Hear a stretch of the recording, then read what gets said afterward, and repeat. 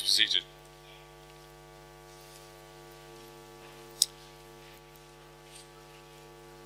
I'm going to give you a quick survey of what we're doing in this journey through Lent before we focus on what today's reading is.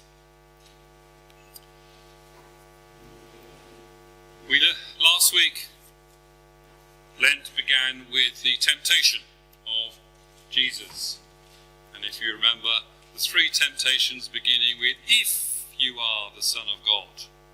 Jesus is tempted or tested, perhaps a better word, not to fulfill his mission, but in a sense to take the easy way out, to have instant gratification now, like bread when he's hungry. As you know, Jesus resists that temptation. Then we come on to this week's reading, the path to the cross. Jesus laments over Jerusalem with the words, "Jerusalem, Jerusalem, the city that kills the prophets and stones those who are sent to it."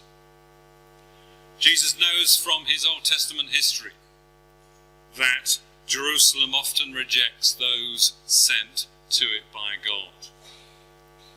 And so he knows, in a sense, both by his relationship to God, but also the political situation, that a journey to Jerusalem will result, or most likely result, in his death.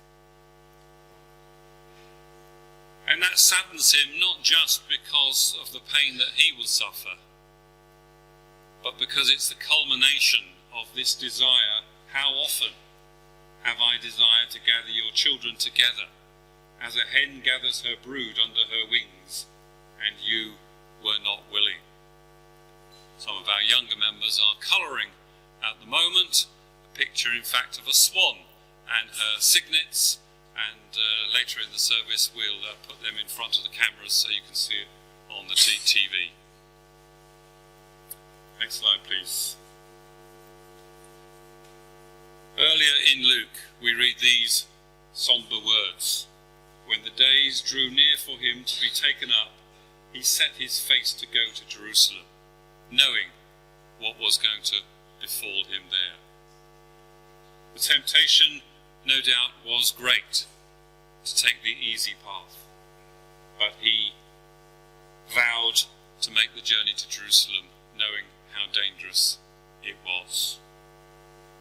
I think if you're like me, you can't help reading these words now, that the danger of a city that if you speak up, if you speak as a prophet, if you try and tell the truth of what's going on, then you're likely to face recriminations, is very culturally temporal at the moment.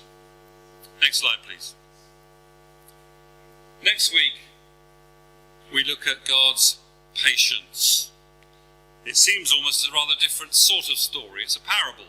I'm sure you know it. It's the parable of the fig tree, where one person, and in our family this is me, says, I've had enough of it.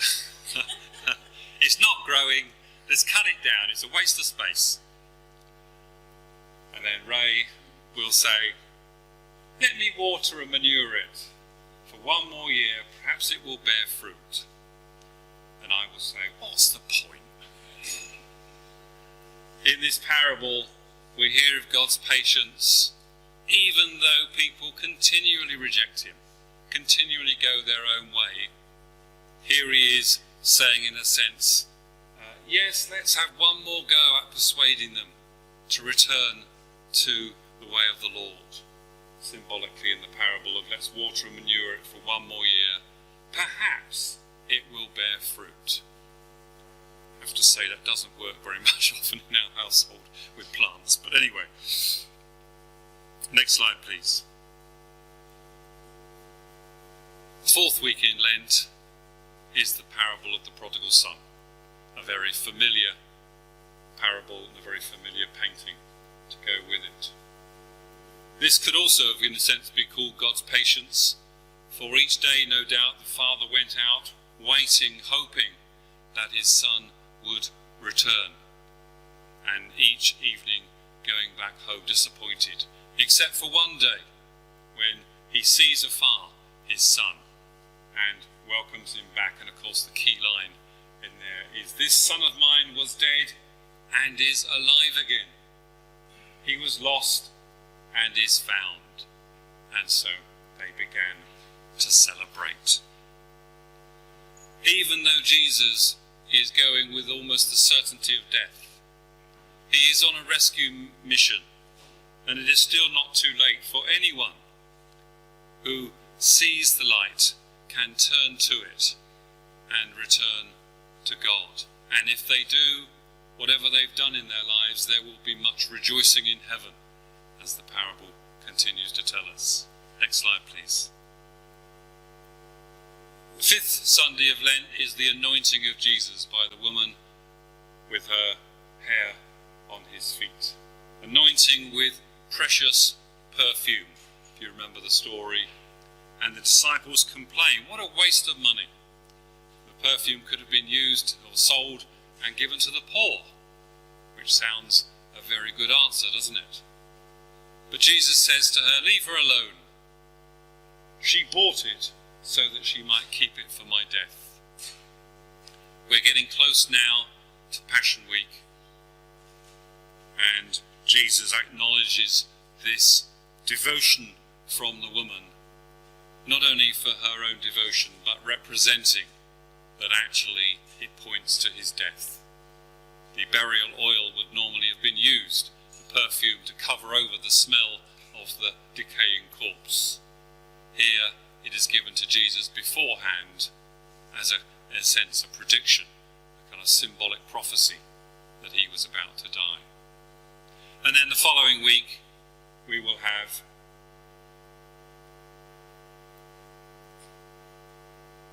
a pause. Next slide, please. It will be Palm Sunday. A moment of rejoicing before, in a sense, the horrors of Holy Week come upon us. Jesus will ride into Jerusalem, and the prophecy of Zechariah, which is quoted in the Gospels, "Look, your king is coming to you, humble and mounted on a donkey, and on a colt the foal of a donkey."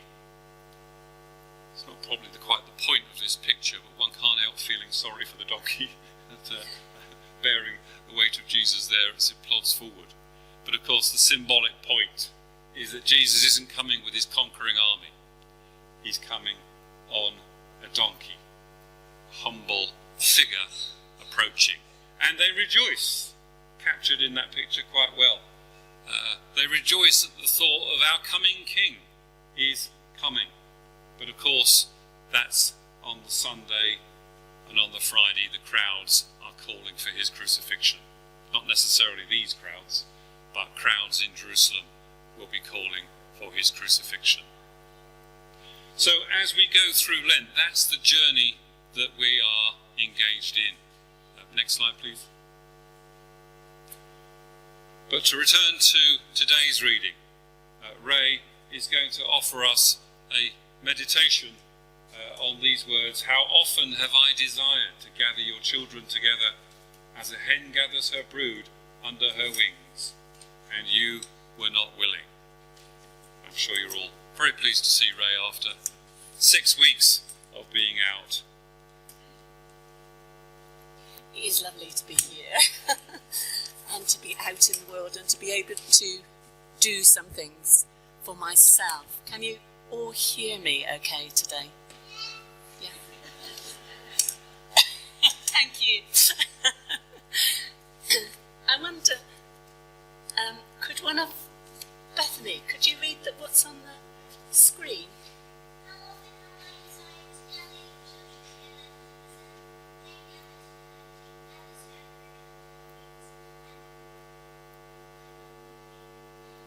Thank you, that was lovely. That is such a beautiful picture, isn't it, of the hen gathering her chicks under her wings. And that is Jesus. Oh, I can see a picture there. We'll look at that later. And that is Jesus speaking. And I think we hear from that his compassion. Because, as he said later in that verse, the prophets were stoned, they didn't want to listen to what Jesus was offering.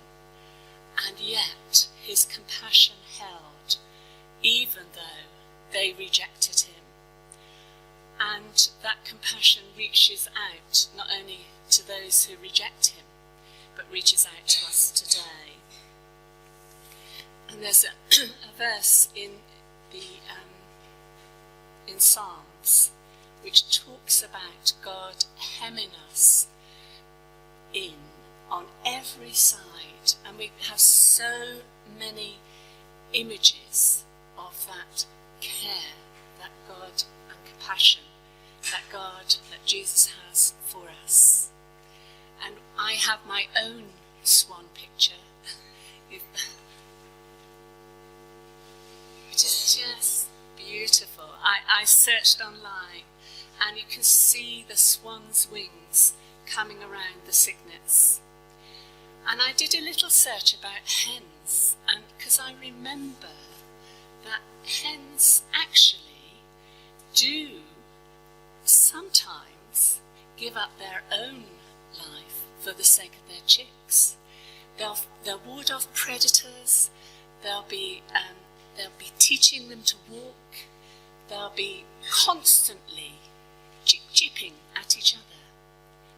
That communication is just constant between the hen and her chicks. And that shows something of God's care here between himself and us. His care is constant. It never lets up. And he constantly communicates if we listen. We don't always hear that cheep cheep. We might miss it. So we have to be very aware. So God encircles us, just as he encircles those who reject him also. So his compassion is wide.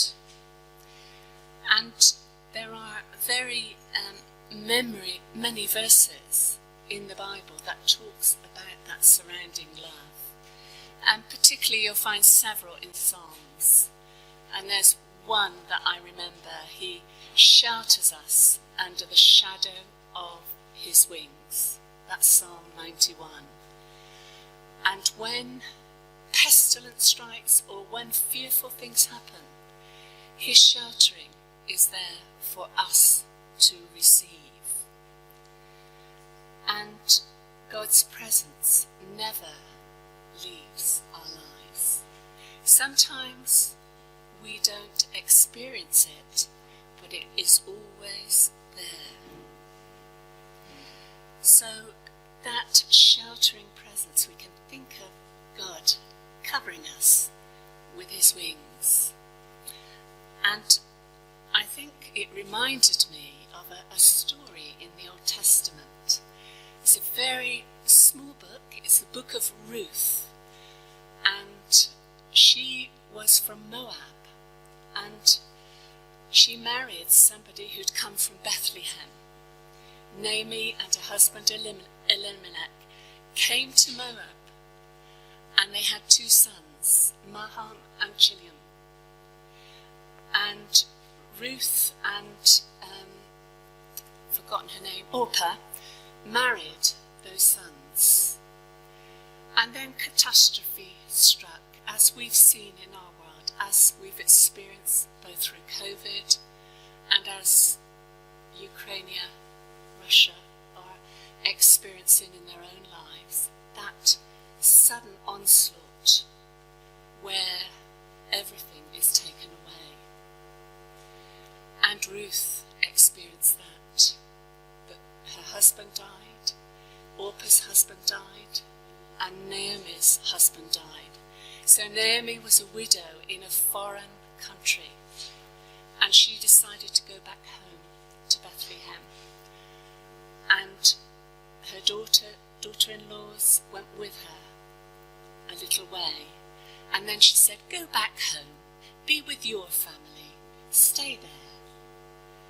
But Ruth didn't listen to that. She said, no, I'm going to go with you. She wanted to care for her mother-in-law. And so she made the journey to Bethlehem with Naomi. And they had no money, no support, as we've watched those refugees stream across the borders of Ukraine. That's what it was like for them. And Ruth found a job. It was the beginning of barley harvest, and she found a job in the fields, just gathering the sheaves that fell from those who were gathering the barley. And she would bring that home to Naomi and help her in her distress, because Naomi was grieving for her husband, grieving for her sons, and not able to support herself. And the miraculous thing for Ruth was that the field was owned by a relation of her father-in-law's. And he noticed Ruth, and he became her protector, because in the fields the women would have been open to attack. It was a very tiring job, reaping the harvest, picking up the sheaves, bending over. If you've ever done any picking, I've done apple picking, but I've not done potato picking or anything, but it's back-breaking work. And she would have been tired, she would have been missing her family, she would have been missing all the things that were familiar, her God. And instead, she came to know that God of Israel, who sheltered her under his wings. And Boaz gave his hand in marriage to Ruth, and she was protected. But she had a journey to get there. It wasn't easy, and she had to trust. And that trust was rewarded. And so I think that story has so many resonances today, as we see people, not only the Ukrainians, but the refugees from Syria, from Afghan, those who have left everything behind, just cast on the mercy of others. And it helps us relate in that way. And I think one of the Psalms that doesn't actually mention the sheltering of the wings, but one that we're very familiar with, that is read often at funeral services, talks about even when we are in the valley of the shadow of death, God is there. God is there from our inception to our old age. Nowhere in our lives does he leave us. So when we have faced this time, the griefs and the sadnesses that we have gone through in COVID, and maybe still are experiencing, some people, or in our own lives, when we face those painful times, God is there, hovering with his wings over us. And just like the hen gathers her chicks, so God gathers us, comforts us, brings us that real sense of somebody who is loving and giving us compassion. And as we experience that for ourselves, that helps us to be able to offer that compassion to others. And that's what we've seen evidence as people have brought clothes and things for Ukraine. At the back of the church there was David has taken things off to be sent to Poland. But as people have sent money, as people have opened their homes, and particularly notable are the refugees who've experienced war in their country, those from Syria, who now open their homes to those who've lost it in this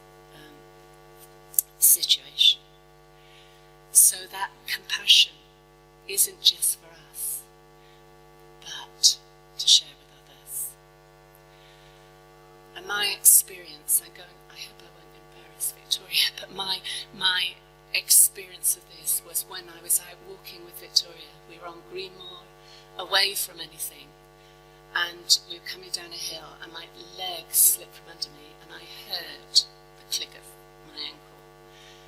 And Victoria was there to help me.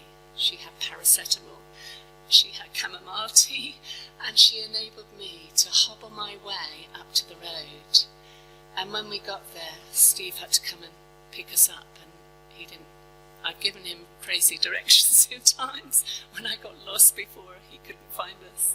And she found the postcode of the house where we were, so Steve was able to come and pick us up. And that has been my recent experience of that care. And I think about that often, that I was cared for in that situation. So what I would like to ask you is that you might take this question in your groups. Is it the next slide? I'll just say it if we can't find it. Oh, sorry. Can you think of a time when you felt God's love and protection in the way of those sheltering wings of the hen that Jesus talked about? And just, if you are willing, share your experience with others.